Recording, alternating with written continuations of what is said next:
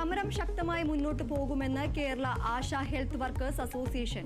ആശമാർക്ക് തുക മാറ്റിവെച്ച തദ്ദേശ സ്ഥാപനങ്ങളെ സമരവേദിയിൽ ആദരിക്കും. വിവിധ ജില്ലകളിലെ സമരപരിപാടികൾ ഏകോപിപ്പിക്കും. പ്രധാന ആവശ്യങ്ങൾ നേടിയെടുക്കാതെ സമരം അവസാനിപ്പിക്കില്ലെന്ന് സമരസമിതി. സെക്രട്ടേറിയറ്റിന് മുന്നിൽ വനിതാ CPO ഉദ്യോഗാർത്ഥികളുടെ സമരം തുടരുന്നു. റാങ്ക് ലിസ്റ്റിന്റെ കാലാവധി തീരാൻ ഇനി 6 ദിവസം ബാക്കി.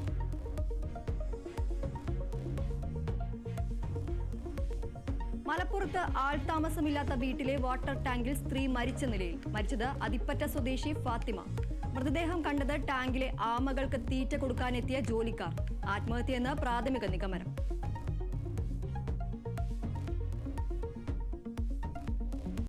ഗവൺമെന്റ് മുൻ പ്ലീഡർ PG മനു ജീവനൊടുക്കിയ നിലയിൽ. മൃതദേഹം കണ്ടെത്തിയത് കൊല്ലത്തെ വാടക വീട്ടിൽ. മരിച്ചത് നിയമസഹായം തേടിയെത്തിയ യുവതിയെ പീഡിപ്പിച്ച കേസിലെ പ്രതി.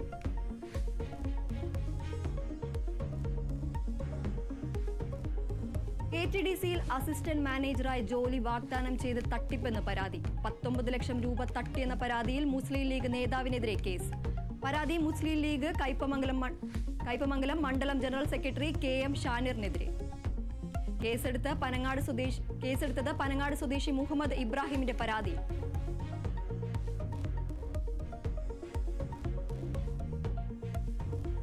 ഇടുക്കി മൂന്നാറിൽ വീണ്ടും വാഹനത്തിൽ അപകടയാത്ര.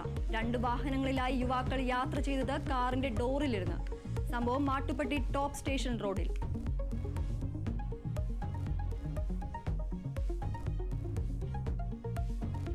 നടൻ ഷൈൻ ടോം ചാക്കോ പ്രതിയായ കൊക്കെയിൻ കേസിലെ വീഴ്ചകൾ എണ്ണിപ്പറഞ്ഞ് വിചാരണ കോടതി. കേസ് സംശയാതീതമായി തെളിയിക്കാൻ പ്രോസിക്യൂഷന് കഴിഞ്ഞില്ല. പ്രതികൾ ലഹരി ഉപയോഗിച്ചോ എന്ന് പരിശോധിച്ചില്ല. നടപടിക്രമങ്ങൾ പാലിക്കുന്നതിൽ പോലീസിന് വീഴ്ച പറ്റിയെന്നും കോടതി.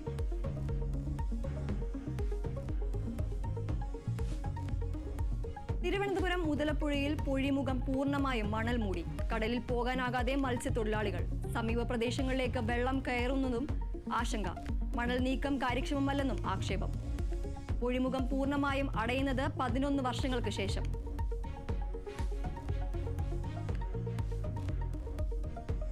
ബില്ലുകളിൽ തീരുമാനമെടുക്കാൻ ഗവർണർമാർക്കും രാഷ്ട്രപതിക്കും സമയപരിധി നിശ്ചയിച്ച സുപ്രീം കോടതി വിധിക്കെതിരെ കേന്ദ്രം. വിധിക്കെതിരെ സുപ്രീം കോടതിയിൽ പുനർപരിശോധന ഹർജി നൽകാൻ തീരുമാനം. കേന്ദ്ര ആഭ്യന്തര മന്ത്രാലയം നടപടികൾ തുടങ്ങി.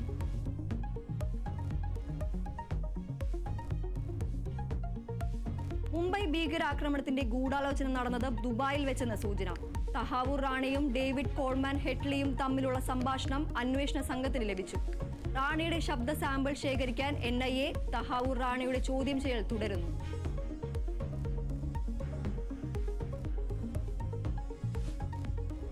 യുക്രൈനിൽ വീണ്ടും റഷ്യൻ ആക്രമണം. സുമിയിൽ ബാലിസ്റ്റിക് മിസൈൽ ആക്രമണത്തിൽ 21 പേർ മരിച്ചതായി റിപ്പോർട്ട്.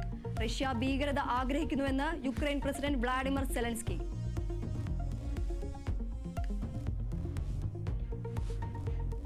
സ്മാർട്ട് ഫോണുകൾക്കും കമ്പ്യൂട്ടറുകൾക്കും തിരിച്ചടി തിരുവ ഒഴിവാക്കി US. ഒഴിവാക്കിയത് 10% അടിസ്ഥാന തിരുവ ഉൾപ്പെടെ.